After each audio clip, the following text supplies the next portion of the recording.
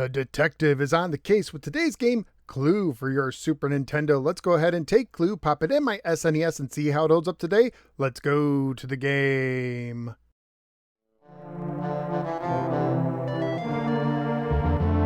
Clue was published by Parker Brothers and carries a copyright year of 1992. It is based on the board game that they debuted in 1949.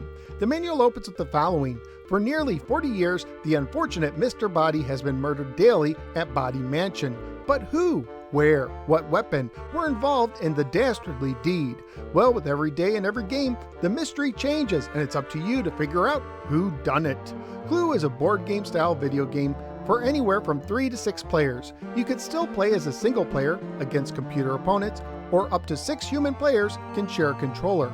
For this review, I will assume most viewers understand the basics of Clue, although I will still try to explain it in such a way that anyone can get a grasp of the game. For the controls, use a D-pad to switch between choices and to move your character on the board, although you cannot move through occupied spaces outside of rooms. You use the face buttons to select choices and the shoulder buttons along with the D-pad to look around the board. Sometimes you can use the select button to go back on choices as well.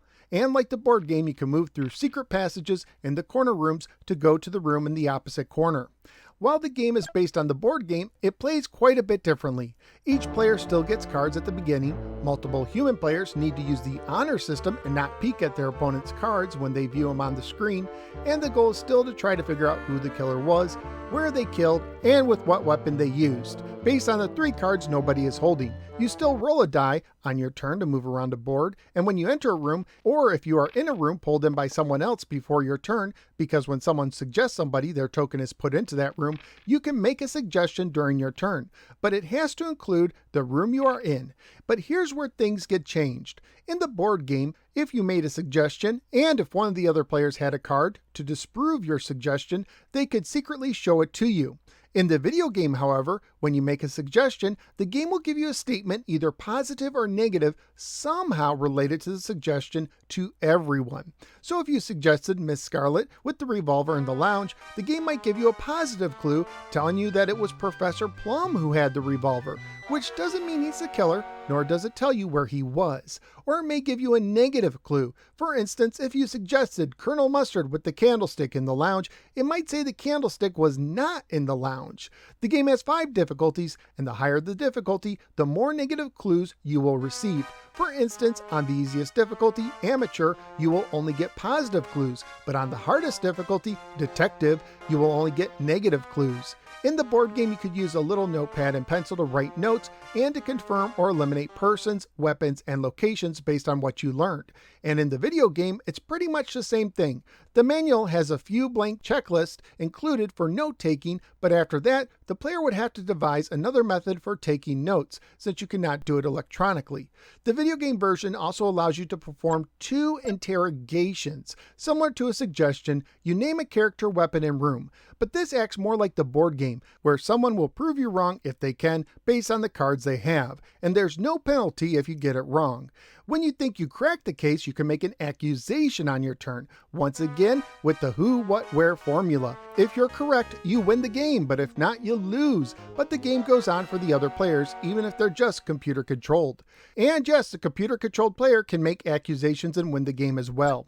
Graphically speaking, the game is fine, with the hand from Monopoly apparently making a return and some nice animations of the characters here and there. The music and sounds also get the job done. Family friendly wise, even though the game talks about how someone died, it would still most likely get an E for everyone rating if released today.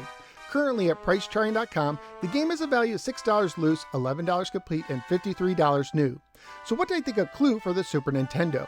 When I first played it, I was a little taken aback, as I expected it to play more like the board game. Once I got used to it, I was able to get a little enjoyment out of it, but I wish I could have had an in-game notepad to use instead of having to use pencil and paper, and still wish it played more like the board game.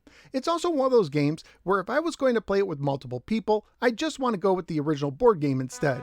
All in all, while I did enjoy it a smidgen, I really don't plan to return to it that much. So where am I going to rank Clue? It's going to battle Space Football for the bottom spot, but Space Football will manage to hold on to that dishonor.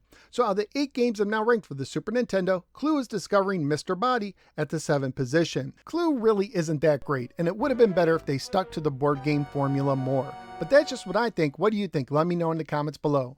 Also, please like, share, and subscribe. Follow me both on the Facebook and the Twitter, and click the bell so you don't miss any future videos. At this time, I'd like to thank all of my generous supporters on Patreon. If you think these videos give you at least $1 per month of information and entertainment, please consider signing up to become a Patreon supporter at patreon.com/NoSwearGamer.